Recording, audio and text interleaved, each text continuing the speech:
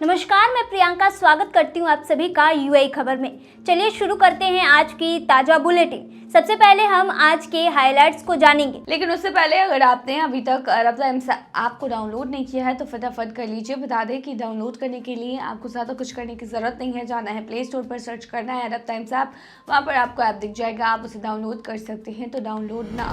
भारत ने यूएई भेजा अपना नया दूत, दीपक मित्तल करेंगे प्रतिनिधित्व। कुवैत में गलत ड्राइविंग पर अब जेल नहीं, सड़क साफ करना पड़ेगा। सऊदी अरब ने धूम्रपान करने पर 1 लाख रुपए का ठोका जुर्माना। ग्राहकों की बल्ले बल्ले। दुबई में ऑनलाइन फूड डिलीवरी से हटे छुपे चार्ज। सऊदी अरब में 10 लाख उम्रा जायरीनों ने उठाया हेयर कट सर्विस का फायदा। क्या है आज के रियाल रेट, क्या है आज के गोल्ड रेट और जानेंगे क्या है आज के दिरहम। चलिए अब खबरों को विस्तार से समझते हैं। भारत ने यूएई भेजा अपना नया दूत, दीपक मित्तल करेंगे प्रतिनिधित्व। वरिष्ठ राजनयिक दीपक मित्तल को संयुक्त अरब अमीरात यानी यूएई में भारत का नया राजदूत बनाया गया है। वह भारतीय विदेश सेवा के 1998 बैच के अधिकारी हैं और लंबे समय से भारत के लिए अलग अलग देशों में कूटनीतिक काम कर रहे हैं। इस समय वह विदेश मंत्रालय में संयुक्त सचिव के पद पर काम कर रहे थे। दीपक मित्तल का अनुभव काफी बड़ा है। साल 2020 से 2022 तक वह कतर में भारत के राजदूत रह चुके हैं। इसी दौरान भारत ने पहली बार तालिबान से आधिकारिक संपर्क बनाया था। इससे पहले 2018 से 2020 तक उन्होंने विदेश मंत्रालय में पाकिस्तान, अफगानिस्तान और ईरान से जुड़े मामलों को संभाला था। आपको बता दें कि निवर्तमान राजदूत पी कुमारन ने सोशल मीडिया पर कहा है कि उन्हें खुशी है कि उनके मित्र और सहयोगी दीपक मित्तल उनके उत्तराधिकारी बनेंगे। उन्होंने भरोसा जताया कि मित्तल आने वाले सालों में भारत कतर रिश्तों और भारतीय समुदाय की प्रतिष्ठा को और ऊंचाई पर लेकर जाएंगे। दीपक मित्तल को भारत और पड़ोसी देशों के साथ रिश्तों का काफी गहरा अनुभव है। अब यूएई में भारत के राजदूत के तौर पर उन्हें नई जिम्मेदारी मिली है। भारत और यूएई के बीच व्यापार, संस्कृति और कूटनीति के रिश्ते पहले से ही बहुत मजबूत है। आपको बता दें कि दीपक मित्तल 1998 बैच के आईएफएस अधिकारी हैं। हाल ही में वह प्रधानमंत्री कार्यालय में ओएसडी के तौर पर भी काम कर रहे थे। कतर में उनके समय में संवेदनशील मामलों को संभालने की उनकी क्षमता साफ दिखाई थी। यही वजह है कि अब उन्हें यूएई में यह अहम जिम्मेदारी सौंपी गई है। चलिए बढ़ते हैं दूसरी खबर की ओर। कुवैत में गलत ड्राइविंग पर अब जेल नहीं, सड़क साफ करना पड़ेगा। कुवैत ने ट्रैफिक रूल्स में बड़ा बदलाव किया है। अब छोटे मोटे यातायात अपराधों पर जेल भेजने या भारी जुर्माना लगाने की जगह लोगों को सामुदायिक सेवा करनी होगी। इसका मतलब है कि अगर कोई ड्राइविंग के दौरान गलती करता है तो उसे सजा के तौर पर सड़क साफ करने, पेड़ लगाने, अस्पताल या स्कूल में मदद करने जैसे काम करने पड़ सकते हैं। कुछ मामलों में अपराधियों को सेफ ड्राइविंग पर ट्रेनिंग या वर्कशॉप में हिस्सा लेना होगा। इस फैसले का मकसद है लोगों को सिर्फ सजा देने की बजाय उन्हें सुधार का मौका देना, जेलों का बोझ कम करना और सड़क सुरक्षा बढ़ाना। अगर कोई अपराधी सामुदायिक सेवा पूरी नहीं करता तो उसे फिर से असली जेल की सजा भुगतनी पड़ सकती है। नया कानून अप्रैल 2025 में आए कड़े ट्रैफिक रूल्स पर ही आधारित है, जिनसे पहले ही तेज रफ्तार और ड्राइविंग के दौरान मोबाइल चलाने जैसे मामलों में कमी आई है।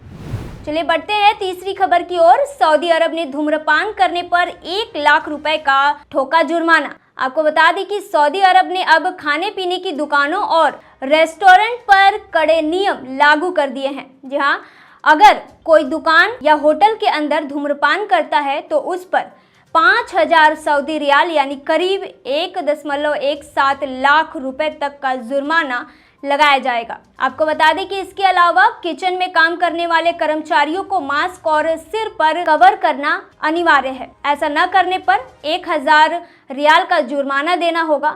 अगर कोई कर्मचारी खाना बनाते समय नाक मुंह छूता है या थूकता है तो उसे 2000 रियाल का जुर्माना लगेगा। डिलीवरी बॉय अगर कंपनी की यूनिफॉर्म नहीं पहनता है तो 500 रियाल का जुर्माना देना होगा। वहीं जूस को फ्रोजन होने के बावजूद फ्रेश बताने वाले व्यवसायों पर भी 1000 रियाल का जुर्माना लगाया जाएगा। नए नियमों के तहत अब रेस्टोरेंट को अपने मेन्यू में नमक और कैफीन की मात्रा भी साफ साफ लिखनी होगी। जांच और निगरानी सिर्फ किचन तक सीमित नहीं रहेगी, बल्कि डिलीवरी, स्टोरेज और रिकॉर्ड कीपिंग तक फैला दी गई है। छोटे उल्लंघनों पर पहले चेतावनी दी जाएगी, लेकिन अगर मामला सीधे लोगों की सेहत से जुड़ा है तो तुरंत जुर्माना लगाया जाएगा। आपको बता दें कि सरकार और खाद्य प्राधिकरण का कहना है कि इन नियमों का उद्देश्य सिर्फ जुर्माना लगाना नहीं है, बल्कि लोगों की सेहत और सुरक्षा को प्राथमिकता देना है। चलिए बढ़ते हैं चौथी खबर की ओर। ग्राहकों की बल्ले बल्ले, दुबई में ऑनलाइन फूड डिलीवरी से हटे छुपे चार्ज। आपको बता दें कि दुबई ने ऑनलाइन फूड डिलीवरी प्लेटफॉर्म्स के लिए नए नियम बनाए हैं। अब किसी भी ग्राहक से छुपा हुआ चार्ज नहीं लिया जाएगा और हर चीज साफ साफ दिखाई जाएगी। आपको बता दें कि Dubai corporation for consumer protection and fair trade यानी DCCPFT ने ये गाइडलाइन जारी की है। इसके तहत सभी फूड डिलीवरी कंपनियों को डिलीवरी चार्ज, सर्विस फीस और बाकी सभी रकम अलग अलग बतानी होगी।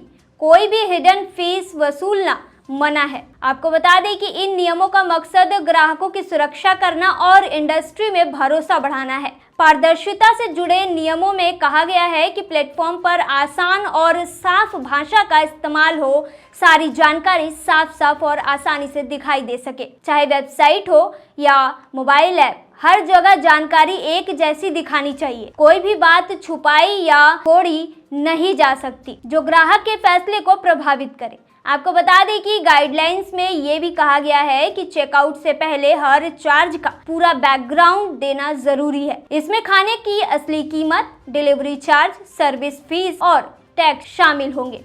आपको बता दें कि भुगतान के बाद कोई भी अतिरिक्त चार्ज जोड़ना सख्त मना है। बिना बताए सर्विस फीस, सरचार्ज या दाम बढ़ाना भी नियमों के खिलाफ माना जाएगा। एक्सक्लूसिव शब्द का इस्तेमाल सिर्फ उन्हीं ऑफर या डिस्काउंट के लिए किया जाएगा जो सच में मौजूद हो। अगर कोई ऑफर सिर्फ उसी प्लेटफॉर्म पर उपलब्ध है तो इसे साफ साफ लिखा जाना चाहिए। वहीं आपको बता दें कि सब्सक्रिप्शन मॉडल में भी पारदर्शिता जरूरी है। कंपनियां रेस्तोरां पर छुपा हुआ बोझ नहीं डाल सकती है, जैसे अतिरिक्त डिलीवरी फीस लेना, ज्यादा कमीशन वसूलना या सर्विस चार्ज को किसी और के नाम से जोड़ना। Dubai corporation for consumer protection and fair trade के डायरेक्टर अहमद अली मूसा ने कहा है कि पिछले कुछ सालों में ऑनलाइन फूड डिलीवरी सेक्टर ने तेजी से तरक्की की है और यह दुबई के फूड और हॉस्पिटैलिटी सेक्टर की ग्रोथ में अहम भूमिका निभा रहा है। वहीं बढ़ते हैं पांचवी खबर की ओर, जहां सऊदी अरब में 10 लाख उम्रा जायरीनों ने उठाया हेयर कट सर्विस का फायदा। जहां आपको बता दें कि मक्का की ग्रैंड मस्जिद में उम्रा करने वाले 10 लाख से ज़्यादा जायरीनों ने बाल कटवाने की नई सेवा का लाभ उठाया। उम्रा की रस्में पूरी करने के बाद इहराम से बाहर आना जरूरी होता है। आपको बता दें कि इस प्रक्रिया में पुरुषों को सिर मुंडवाना या बाल छोटे करवाना, जबकि महिलाओं को उंगली की नोक जितने बाल काटने होते हैं। यह कदम उम्रा का एक अहम हिस्सा है और हर जायरीन के लिए अनिवार्य माना जाता है। इस जरूरी रिवाज को आसान बनाने के लिए general presidency for the two Holi marks ने पिछले रमजान से बाल कटवाने की सेवा शुरू की थी। इसके तहत मक्का की ग्रैंड मस्जिद में 2 जगह मरवा गेट और ईस्टर्न कॉरिडोर पर सैलून की व्यवस्था की गई है। यहाँ आपको बता दें कि आने वाले जायरीनों को तेज और सुविधाजनक सेवा मिल रही है।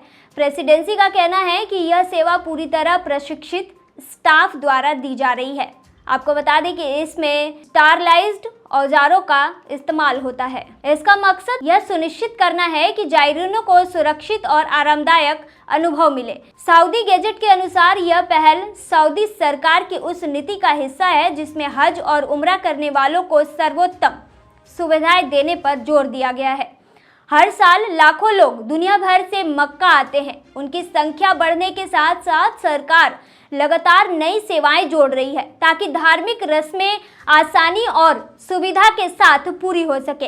इस सेवा से साफ है कि सऊदी अरब हज और उम्रा जायरीनों को बेहतर अनुभव देने के लिए लगातार काम कर रहा है।